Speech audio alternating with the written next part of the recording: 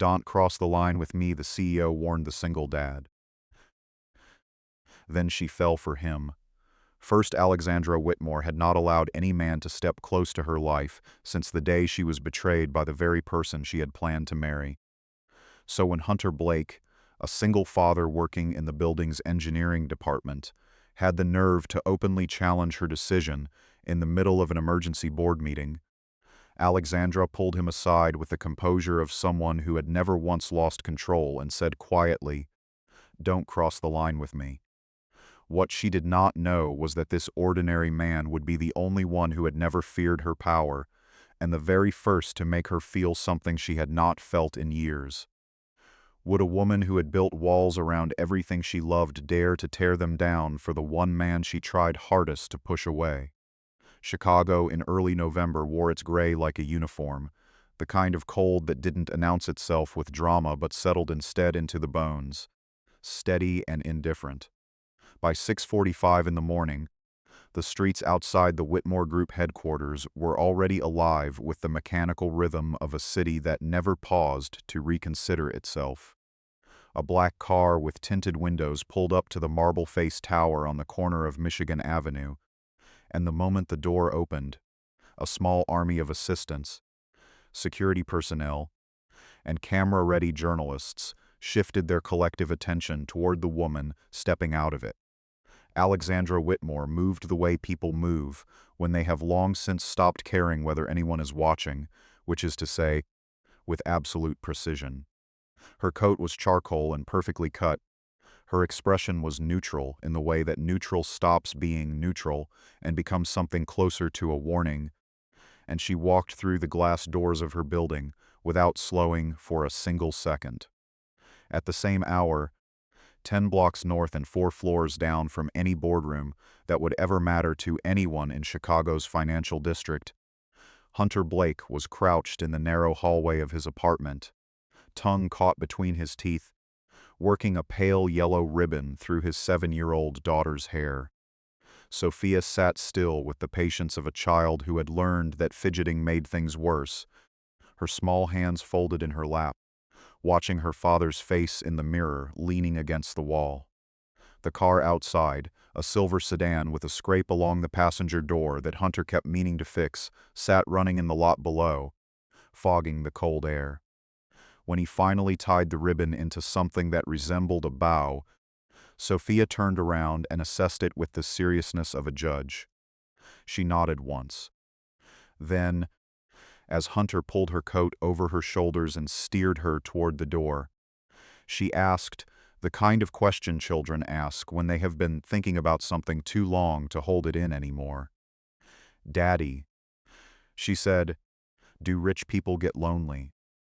Hunter paused with his hand on the door handle and looked down at her. He thought about it the way he thought about most things, not quickly, but honestly. "Everyone gets lonely," he said, "if they don't have someone who's real with them." Sophia seemed to accept this. She took his hand, and the two of them walked down to the car in the cold. Hunter Blake had not always been the man who tied ribbons in a drafty apartment hallway and drove a scraped-up sedan to a building where he fixed elevators and monitored server cooling systems for a living. 5 years ago, he had been a senior operations manager for one of the largest logistics networks in the Midwest, overseeing supply chains that moved millions of dollars in goods every quarter, managing teams of 40, presenting to boardrooms not entirely unlike the ones Alexandra Whitmore ruled every morning. He had been good at it. He had also been married. The marriage ended before Sophia turned 2, quietly and without violence. Just the slow erosion of two people who had wanted different things for too long. When it was over, and the custody arrangement gave him primary care of his daughter, Hunter made a decision that confused nearly everyone who had watched his career. He stepped back. He took a position that asked less of him professionally and gave him more of the one thing that mattered, time. He had been at Whitmore Group for 2 years now, part of the facilities and technical operations team, and he was good at that too. He just didn't make a point of advertising the fact. That morning, as he signed in at the service entrance on the west side of the tower and pulled on his work badge. The building around him was already vibrating with a particular kind of tension. The Whitmore Group was 2 days away from signing a $200 million technology partnerships agreement, the largest deal in the company's 12-year history, and every system in the building, from the H to the fiber optic backbone, was expected to perform flawlessly. Hunter had already flagged 3 concerns in his maintenance report the previous week. 2 of them had been escalated. 1 had not. The problem revealed itself at 9:17 on a Tuesday morning, at the worst possible moment and in the worst possible place.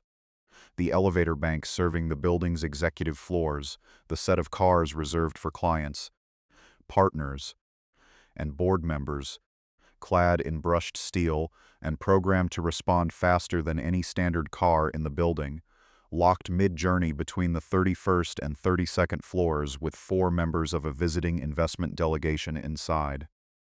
The backup power relay that should have triggered within 4 seconds of the fault reading did not trigger. It flickered. Then it went dark. Then the building's secondary electrical grid, which was already running on a load that Hunter had noted in his report as borderline excessive, began dropping response cycles in a pattern that meant something much larger was about to fail. Hunter was in the mechanical sublevel when the first alert came through his radio. He was moving before the second alert finished transmitting.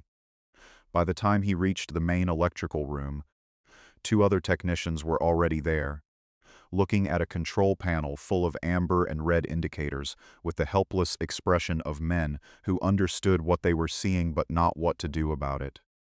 Hunter understood both. He pulled the manual diagnostic tablet from its wall mount, ran through the fault tree in under 90 seconds, and identified the cascade origin, a load controller that had been bypassed 3 weeks ago to accommodate the conference floor renovation and never properly reintegrated. It was a fixable problem. It required exactly 40 minutes, a controlled partial shutdown of the secondary grid, and 0 interference from people who did not understand the system. What it got instead was Alexandra Whitmore. She arrived at the mechanical level with 2 senior managers and a look that communicated, without requiring words, that she expected the situation to be resolved before she finished expressing her displeasure at it.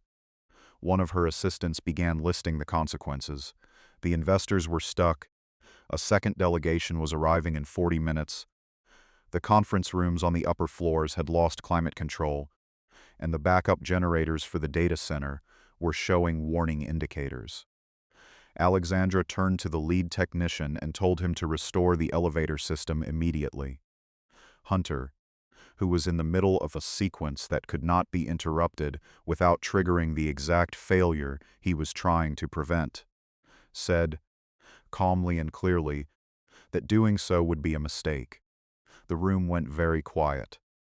Alexandra looked at him. He did not look away. If we force a restart on the elevator relay right now, he said, we push the overload directly into the data center backup. That's 3 floors of active servers. We lose them. We lose the client files your team has been building for this deal for the past 8 months. Alexandra's expression did not change, but something behind it did. She took 1 step toward him and lowered her voice to the register she used when she wanted people to understand that she was not asking twice. Don't cross the line with me. Hunter held her gaze for a beat longer than was comfortable for anyone in the room. Then he said, I'm not crossing any line. I'm trying to save your company. He turned back to the panel. 41 minutes later, the elevator resumed normal operation. The secondary grid stabilized. The data center remained intact. The investment delegation was escorted to the conference level with apologies and fresh coffee, and the meeting began only 22 minutes behind schedule, which, in the context of what could have happened, was nothing at all. Alexandra said nothing to Hunter when it was over. She walked back to her office, sat down behind her desk, and stared at the surface of it for a long moment. She had been contradicted before. She had been argued with, lobbied against, challenged in boardrooms by men with decades of experience and lawyers on retainer. But she had never been told no by someone who then turned away from her as though her authority were simply beside the point. It was the strangest thing. It made her want to know who he was. Alexandra Whitmore did not make a habit of researching her own employees.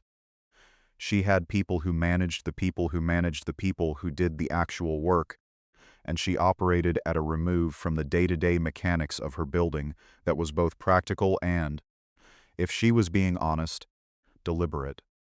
But 2 days after the incident in the mechanical level, she found herself pulling up Hunter Blake's personnel file on her private terminal, and what she read made her sit back in her chair with the kind of expression she usually reserved for information that changed her calculations. Hunter had a degree in industrial engineering from Northwestern. He had spent 7 years at a major logistics firm, finishing his tenure there as regional operations director overseeing 4 distribution centers and a staff of over 60. His performance reviews from that period were extraordinary. He had left voluntarily.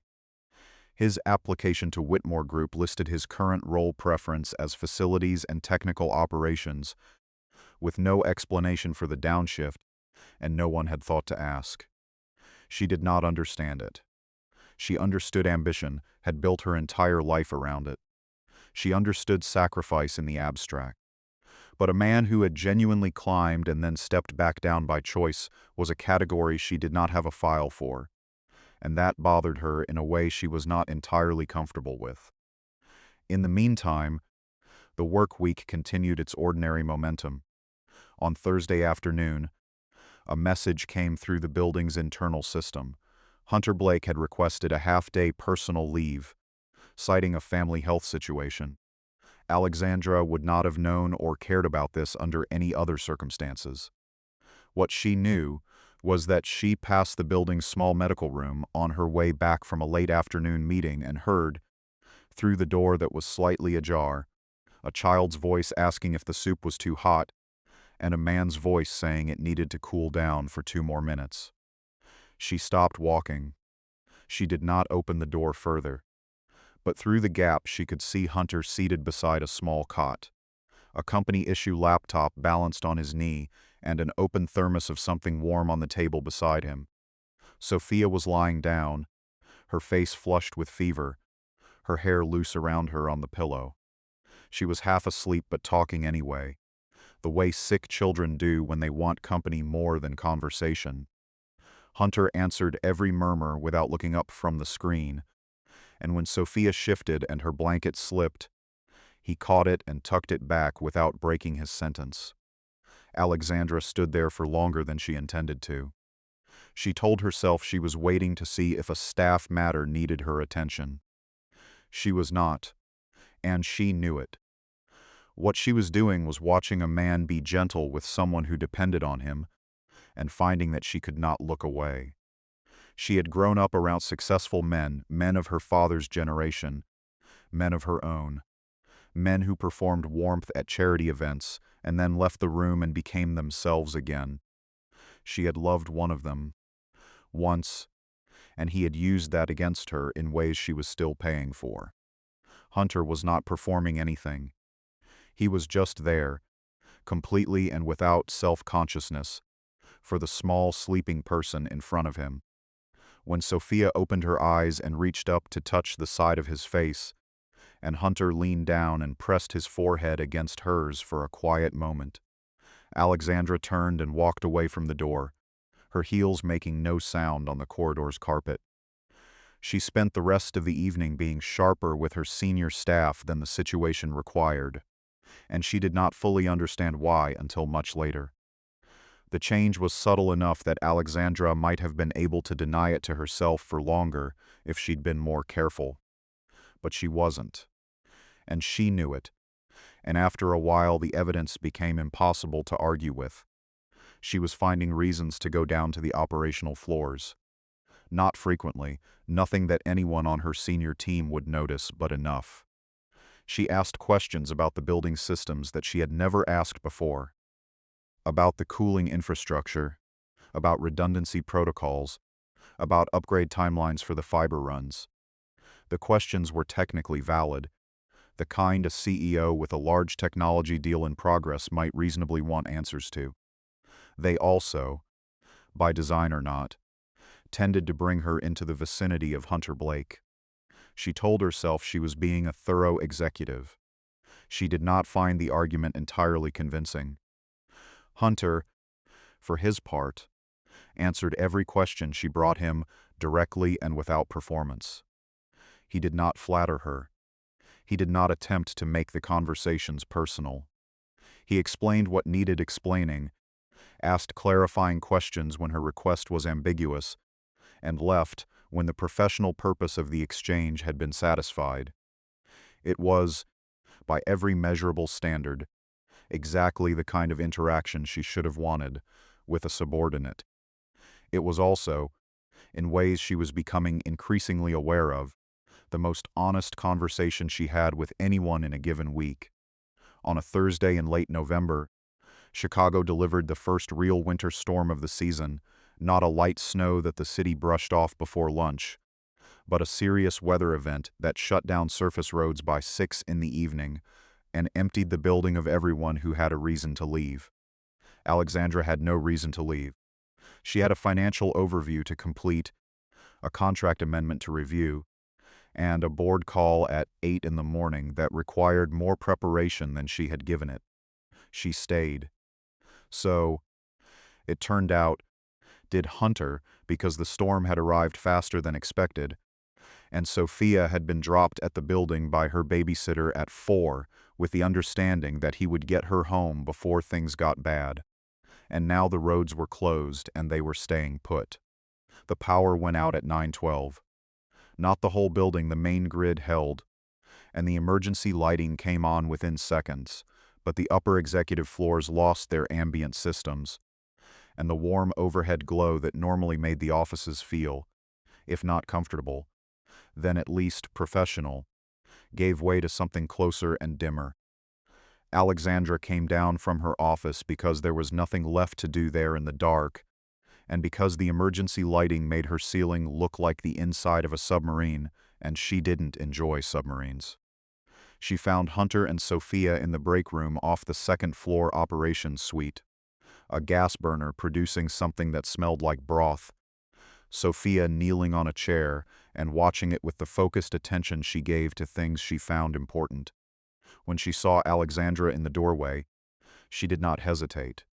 She slid off her chair, crossed the room, took Alexandra's hand, and pulled her toward the table with the authority of someone who did not understand why being invited should be necessary.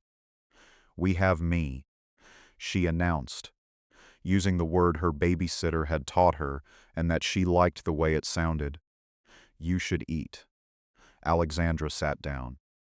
She ate noodles from a paper bowl with a plastic fork by emergency light, while a 7-year-old narrated a story about a frog who wanted to be a helicopter pilot.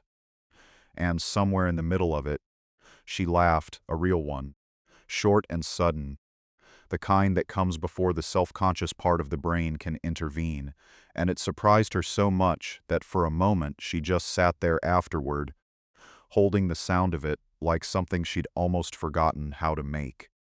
Across the table, Hunter said nothing, but he noticed. The offices of the Whitmore Group operated on a social economy as sophisticated as any market Alexandra tracked, and in that economy, information traveled faster than fiber and traded at a premium.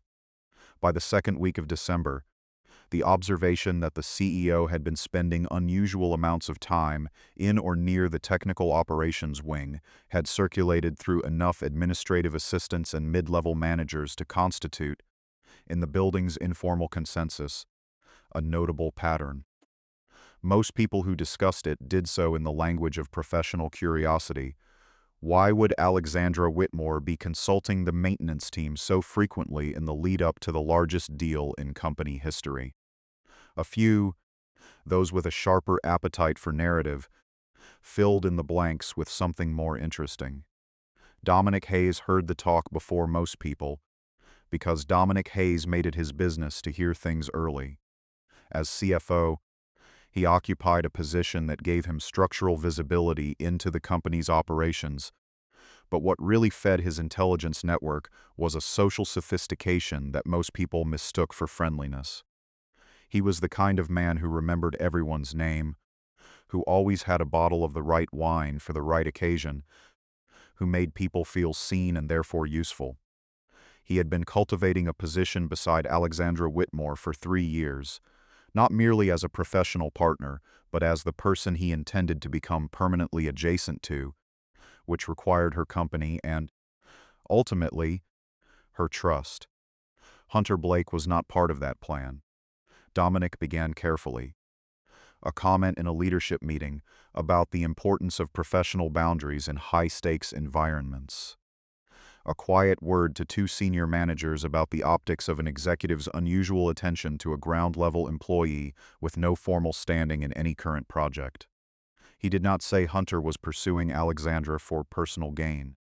He simply raised it as a question, the kind that, once asked, does not need to be answered to do its damage. Within a week, the question had become, in certain circles, a conclusion. When it reached Alexandra, she did not receive it as Dominic had intended. She received it as a detonation, not because she believed a word of it, she did not. Not even briefly, but because the moment the framing existed in her building, in the mouths of her people, she felt something she had not felt in a very long time, exposed. She had let something show. She had allowed a warmth she could not entirely explain or defend to exist somewhere in the vicinity of her professional life, and now it was being seen, and the seeing of it made it suddenly feel like a liability. She responded the way she had learned to respond to liability. She shut it down. She stopped going to the lower floors. She stopped asking questions about systems she now knew perfectly well. She was formal in the 1 meeting per week, where she and Hunter were in the same room, and she did not look at him for longer than the subject required. Hunter noticed the change immediately. He was not a man who required much to understand a situation. He had spent years reading the operational logic of complex systems, and people, in his experience, were not so different. He drew the conclusion that made the most practical sense. She was embarrassed. Not by him, exactly, but by the proximity. By the fact that she had allowed her guard to slip somewhere visible, and now she was correcting for it. He accepted this. He did not make it harder for her.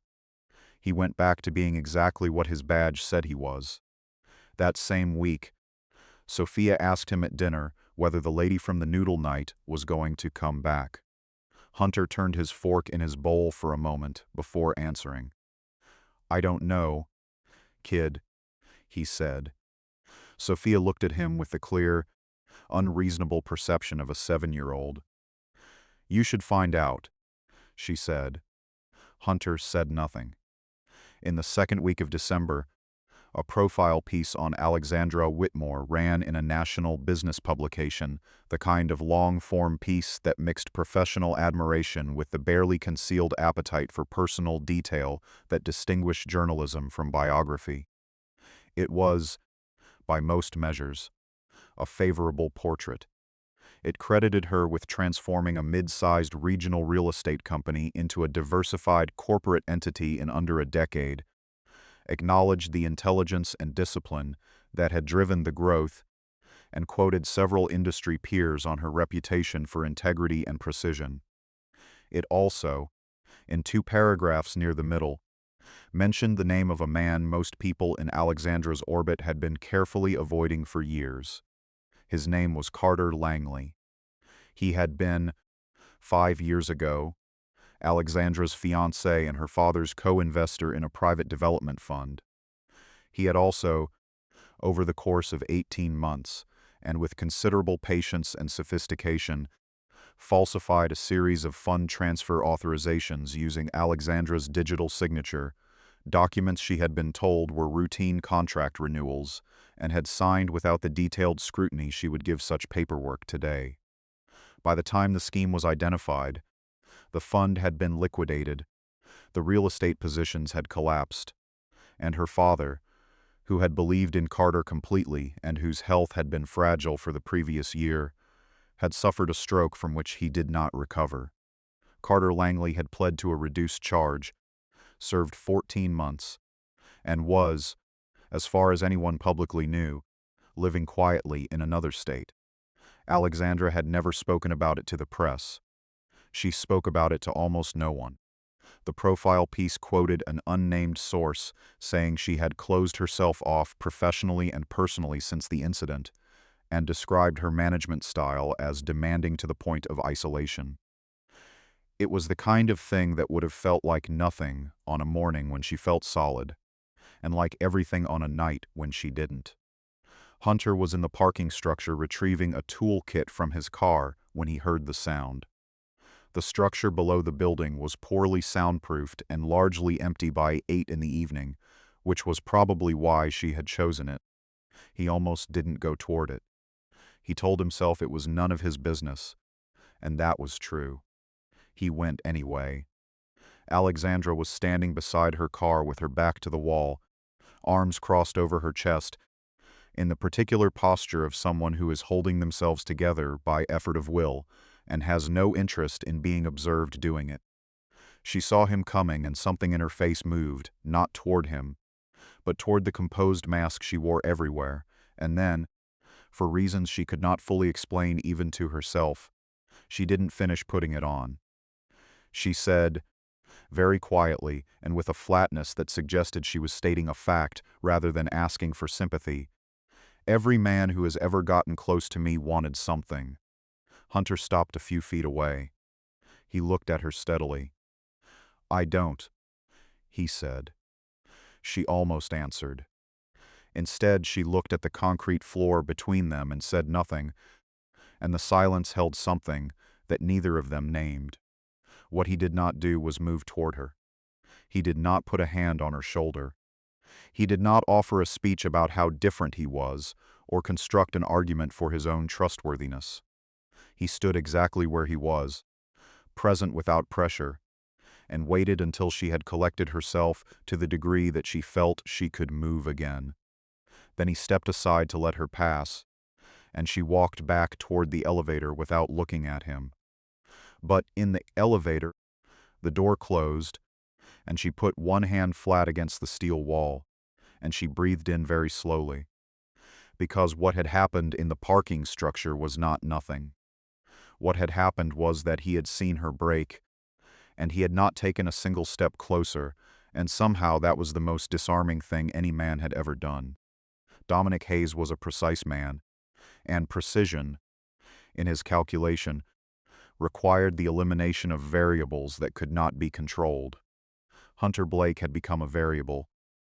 The increasingly visible discomfort with which Alexandra responded to anything involving Hunter, the careful avoidance, the performance of indifference that anyone paying close attention could read as its opposite, told Dominic something he did not like. He had built his position in this company on being the person Alexandra relied on, the steady, sophisticated presence that complemented her intensity and positioned him, in the fullness of time, as both her most trusted colleague and her most logical partner. A facilities technician with a clean record and a disarming honesty was not, on paper, a threat. But Dominic had not survived this long by underestimating ordinary people. The scheme he built was elegant in the way all good financial manipulation is elegant, not complicated, but layered, with each element doing multiple pieces of work. He had already been moving company funds through a set of infrastructure vendor accounts that he had personally structured when the company's systems were migrated 2 years prior. The amounts were not dramatic in any single transaction, but in aggregate over 22 months they represented a serious exposure, and he had been planning his exit carefully. What the Hunter situation gave him was an opportunity to use the exposure itself as a weapon. He manufactured a set of access logs, digital records suggesting that someone had been pulling financial operations data from the company's internal system over a 3-week period using a terminal in the technical operations wing. He embedded them carefully, tied them to a badge number, and then waited. The board received the anomaly report on a Monday morning. By noon, the mood in the executive suite had the particular electricity of an institution discovering it may have been compromised. Alexandra received the security team's preliminary finding with her full attention, read the access log data 3 times, and asked for an independent technical review before acting. Dominic moved to close that window. He went to 2 board members that afternoon with the framing that the delay in action was itself a risk, that if this became public before the deal was signed, the reputational damage would be irreversible. By 5 o'clock, Alexandra had been presented with a board resolution. The employee involved was to be suspended and terminated pending investigation. She signed the document.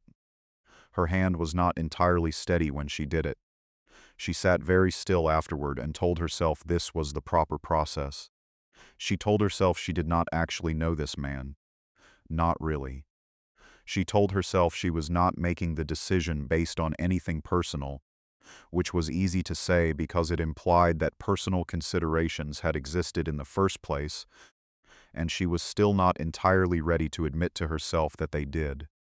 Hunter came to the meeting where the security team delivered the finding with the same quiet steadiness he brought to every situation. He listened to the evidence. He said, when asked, that he had not accessed those files and did not recognize the sessions described. He said it once, without embellishment, and then said nothing more. He was not the kind of man who argued loudly for his own innocence in a room full of people who had already made up their minds. When the formal termination was delivered, he nodded, said he understood, and asked when he needed to have his workspace cleared. They told him by end of day. He thanked them. Sophia was in the operations break room with a coloring book when he came to collect her. She knew something was wrong by the way he moved. He told her simply that he no longer worked in this building and they needed to go home. She looked at the half-colored page in front of her and then looked up at her father, and her face did the thing children's faces do when they understand more than anyone expects them to. She didn't cry until they were outside, in the cold, which was when she finally let herself. Alexandra saw them from the window of her office, 32 floors up. She watched until they were out of sight. Then she turned back to her desk, and the room felt considerably emptier than it had that morning. The 2 weeks after Hunter's departure were the quietest of Alexandra's professional life, and not in the way quiet is supposed to be a good thing. The deal was signed on schedule. The investment partnership was confirmed. The press release went out and was received well, and the board expressed its collective satisfaction, and Dominic gave a presentation to the leadership team that was received with applause. All of it happened exactly as it was supposed to happen, and Alexandra moved through it with the same composure she had been deploying since she was 24 years old, and first learned that nobody was going to give her anything, and so she was going to have to take it. She was good at the composure. She had practiced it so long it barely cost her anything. What she noticed was the building. The technical issues that Hunter had been quietly managing, the small persistent problems in the HVAC calibration on the upper floors, the data center temperature monitoring system that needed a firmware update, the elevator relay that had been the whole beginning of this, began expressing themselves again. His replacement was competent and professional, and not Hunter, which meant the problems stayed resolved for a few days after each intervention and then quietly returned, because Hunter had been fixing causes and his replacement was fixing symptoms. Alexandra wrote 3 maintenance escalation requests in 10 days and approved twice the normal budget for an external systems audit. None of it felt like the right answer, because none of it was the problem.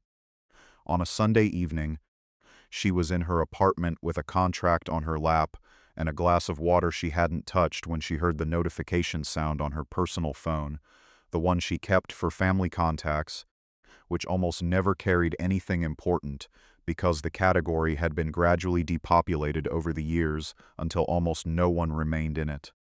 She picked up the phone. There was a message from a number not in her contacts. Attached to the message was a photograph, slightly blurry in the way photographs taken by children always are, of 3 paper bowls and a gas burner on a break room table, with the ambient glow of emergency lighting giving everything a warmth that did not exist in the official decor of the Whitmore building. Below the photo, in handwriting that pressed too hard on the paper, the handwriting of a child who has not yet learned to be gentle with things, were 5 words. "I thought we were family." Alexandra read the words twice. She looked at the photograph for a long time. She set the phone face down on the cushion beside her, picked it up again immediately, and looked at the photograph for longer. The contract on her lap slid to the floor and she didn't retrieve it. Something that had been held very tightly in the center of her chest for a very long time was loosening, and it was not a comfortable process. And it was not one she could stop or manage or contain within the operating parameters of her professional life. It moved upward through her body with the inexorability of a structural fault that has been deferred too long, and when it reached her face, she let it. She sat alone in her apartment in the dark with a child's drawing on her phone screen and cried, not neatly, not briefly, not with the controlled precision she brought to every other form of self-expression, but completely, the way people cry when they have been not crying for so long that the whole backlog arrives at once. When it was over, she washed her face and stood at her window and looked at the city for a while. Then she picked up her phone again, and this time she thought clearly about what she was going to do about it. She began in the place she knew best, the data. The financial irregularities that had triggered Hunter's termination had been presented to her as a discrete incident with a clear origin, a single terminal, a single access pattern, a single employee. But Alexandra had built a company by understanding that the cleanest explanations are usually the ones someone had worked the hardest to create, and the older she got, the less she trusted cleanliness. She requested the raw system logs rather than the summary. She brought in an external forensics firm rather than using Whitmore's internal security team. And she spent 4 days in conversations with people she trusted, going back through the operational record of the past 18 months with the attention of someone who is looking for something she knows is there and needs only to find the right angle. What she found was not subtle, once she knew where to look. The vendor accounts were the clearest thread, a set of infrastructure service providers that had been established when the company migrated its primary systems 2 years prior, all of them with billing contacts that, on closer examination, led in circles.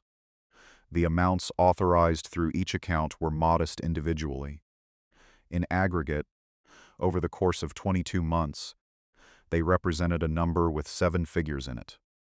The authorization signatures for those accounts all belonged to one person, and that person was not Hunter Blake. She also found something else.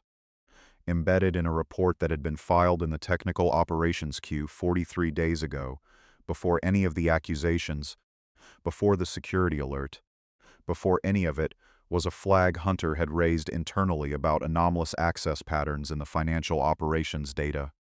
He had routed it through the standard process, logged it as a security concern, assigned it to the systems review queue, added a note requesting escalation if no response within 72 hours. The note had been received by 2 members of the systems team. It had been manually de-escalated. The record of who de-escalated it had been partially overwritten, but not completely. The board meeting was called for 8 in the morning on a Thursday.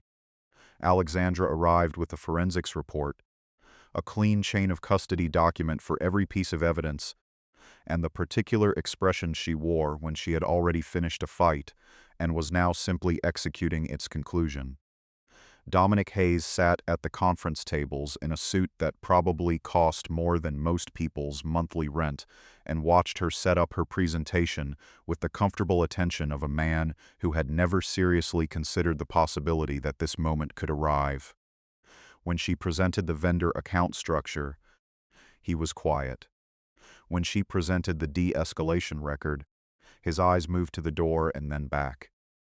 When she finished and the room was silent, and every person at the table had the particular stillness of people recalibrating in real time, he did what some people do when they have no better option. He tried to make it personal. "You're doing this," he said, with a smile that was supposed to be indulgent and landed somewhere between contemptuous and desperate, "because you fell for him." The room did not move. Alexandra looked at him for a long moment. "At least he never lied to me," she said. She said it simply, as a statement of fact, and then she turned to the board chair and delivered the rest of the evidence. Dominic was escorted from the building by security before noon. Federal investigators arrived the following morning, which told Alexandra that her forensics firm had been correct in advising her to file the report concurrently with the board presentation. Hunter's termination was formally rescinded that same afternoon, with a letter drafted by the company's general counsel acknowledging that the action had been taken on the basis of falsified evidence. Alexandra sent him the letter by personal courier.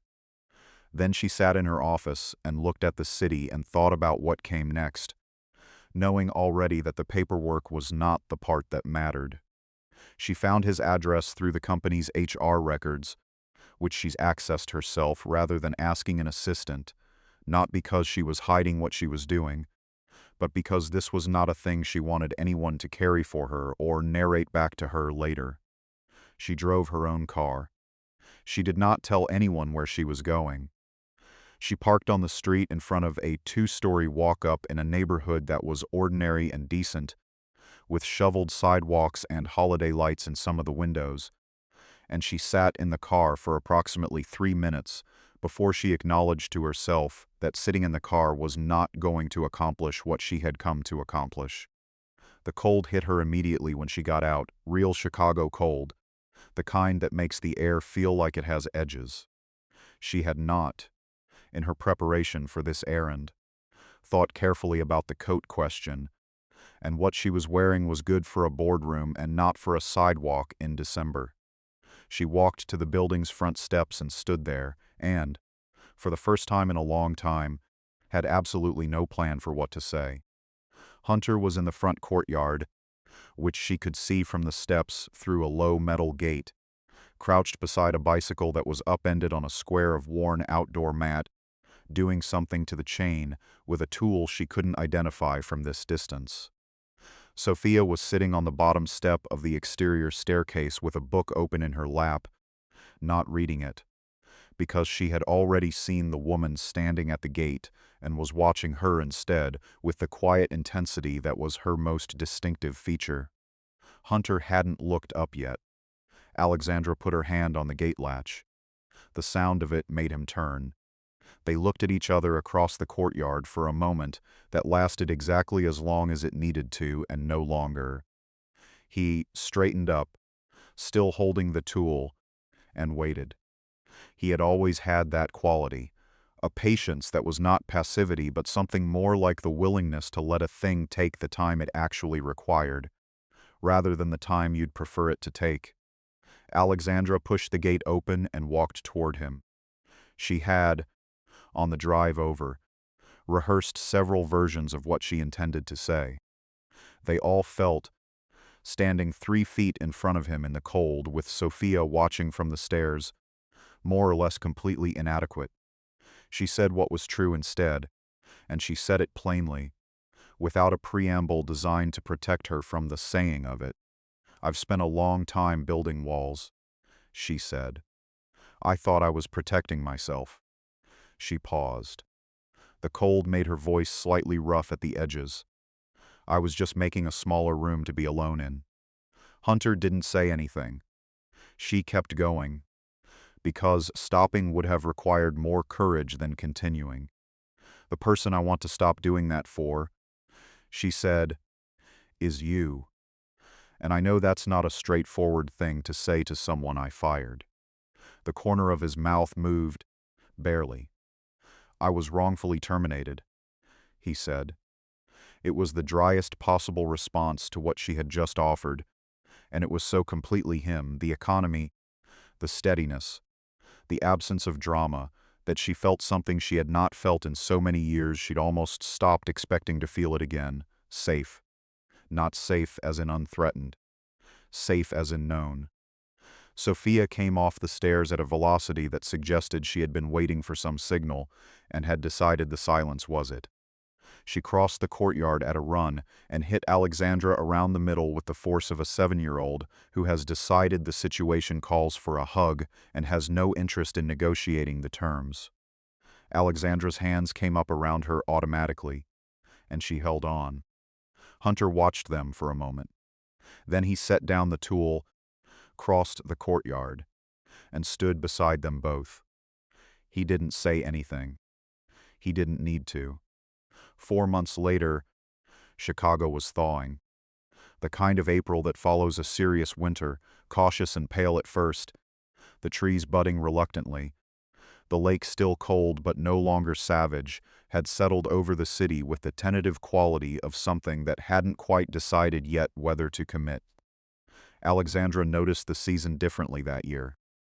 She had been noticing a lot of things differently.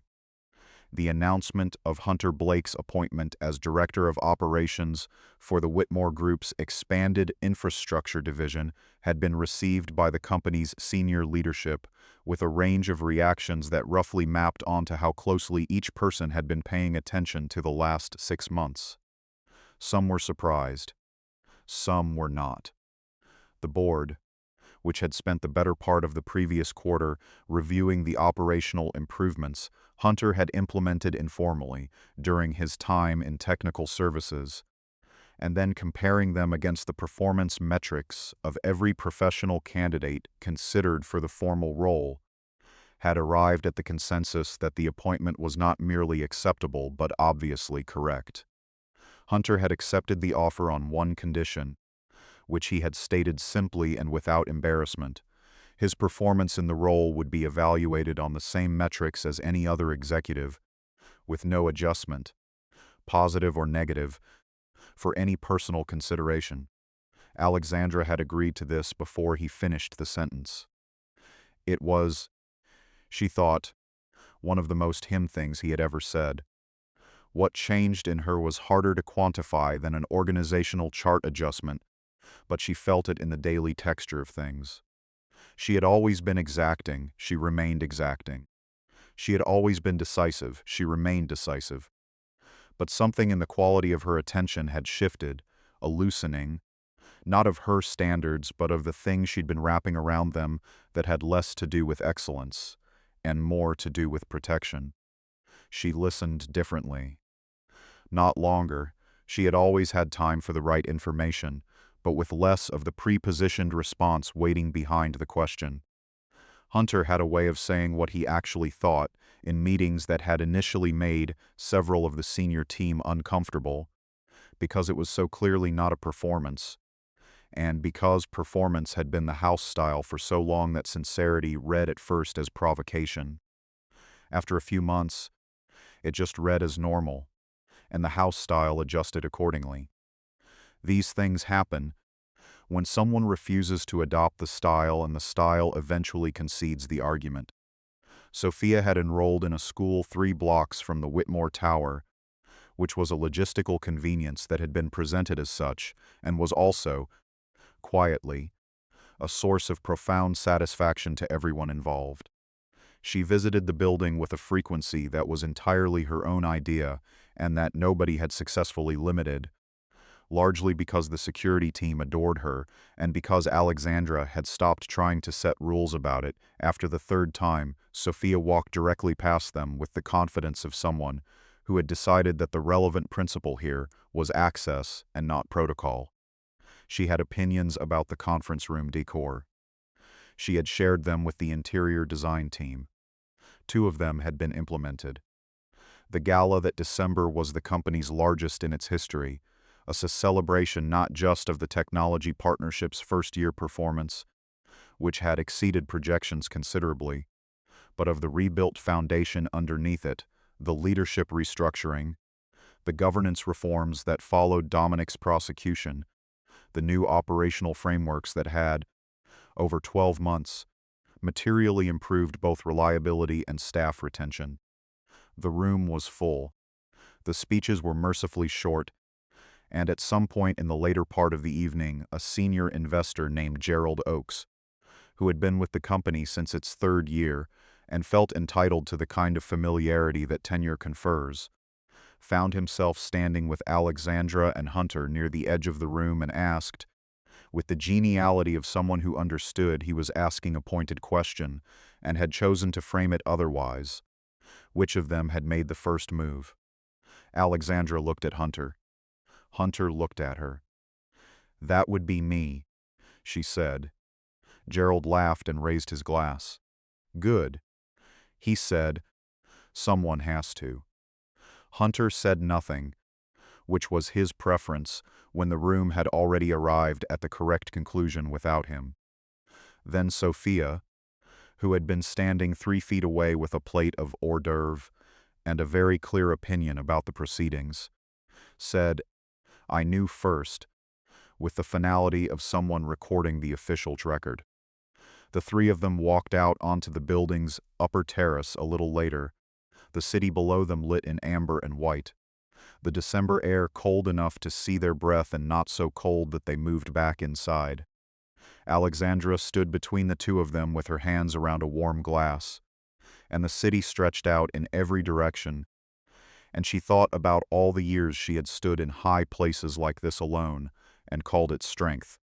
She thought about the particular kind of silence that had lived in her before, not the silence of peace, but the silence of a room that has been sealed for too long.